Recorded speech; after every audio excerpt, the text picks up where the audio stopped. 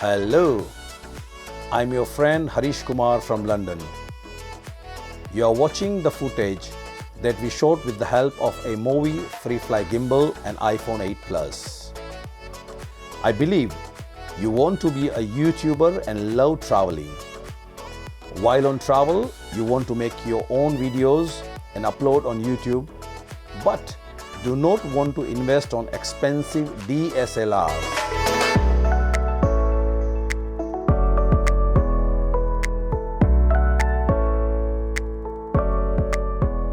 For all your questions, I have the answer today with me over here.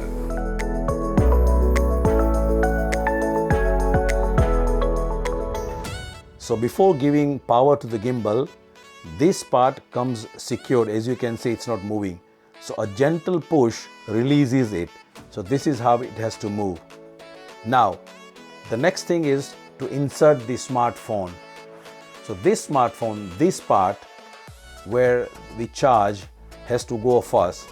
So this gimbal should be in this position, and when we clip this or press this portion, this expands.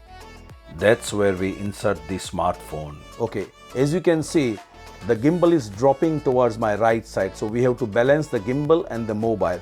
So what we do, we again clip this and gently push to balance it.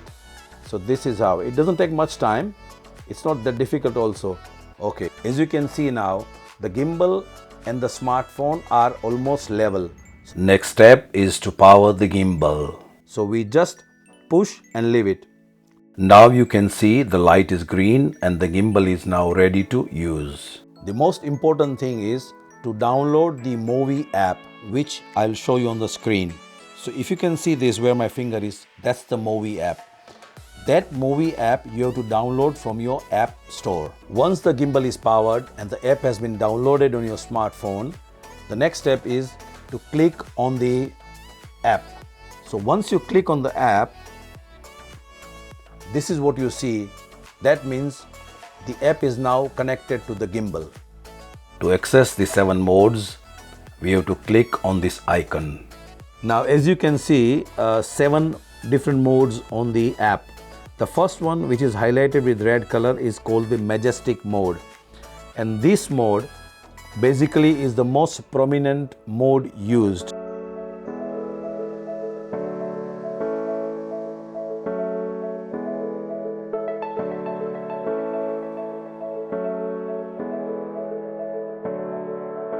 The next one is the Echo mode, so I'll click on that. So when you click, you can see this is how the screen looks.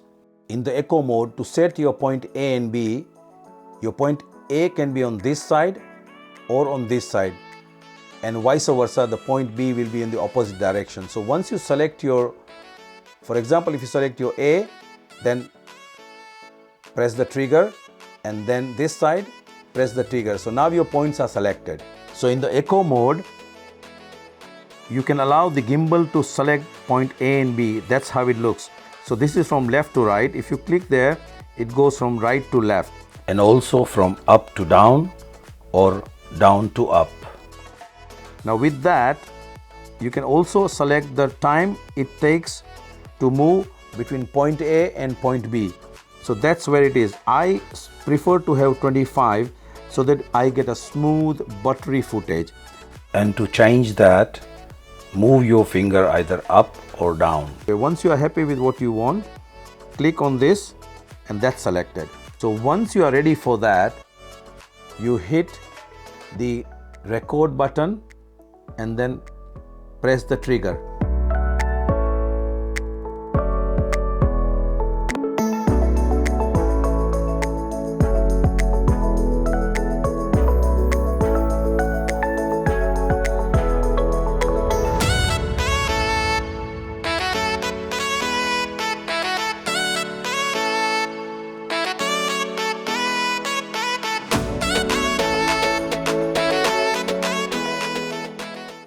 The third mode is called Movi Lapse, and I click on that. So when you click on the Movi Lapse, this is how the screen looks. Now you can see on the screen, the first one is the response. Now there are three, so at the moment it's slow. If I click on that, it goes to slower and the slowest, but I prefer to keep it slow.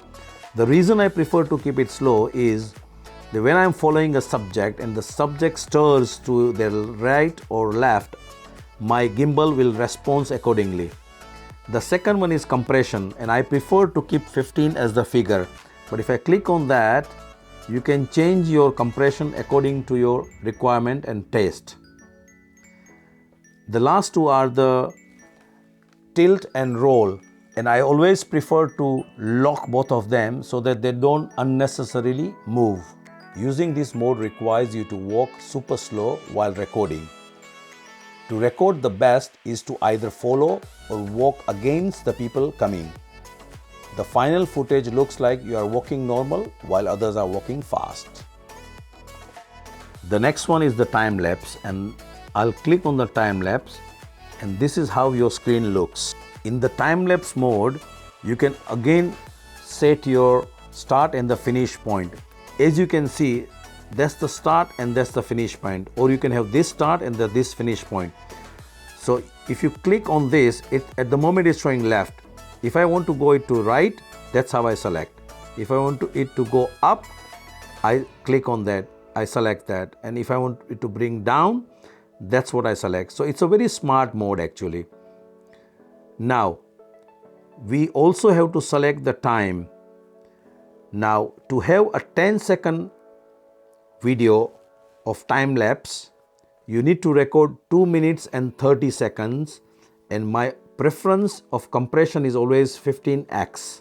So once you are happy with this, click on that and it's selected, and then you can have your time-lapse video recorded.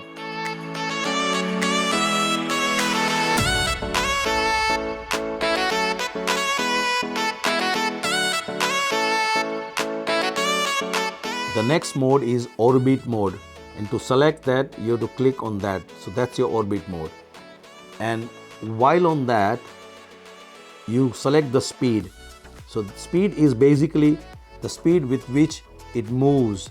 My choice is 5, and then the direction, to go on that direction or to go on this direction. When you select that, it changes. Always keep your tilt and roll locked.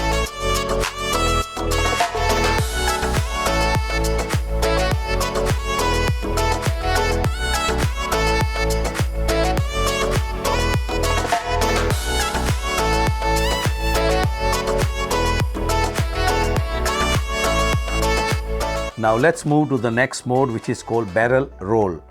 So as soon as I click on the mode, this is how the screen looks.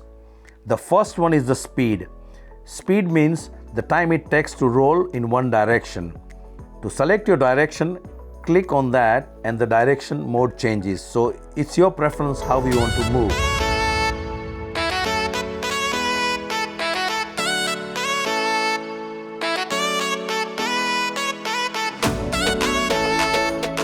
Now we move to the last mode, which is called Smart Mode, and I'll click on that.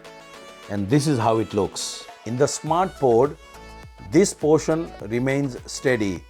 Even though if I move the gimbal to my right or left, you can see my smartphone is very steady.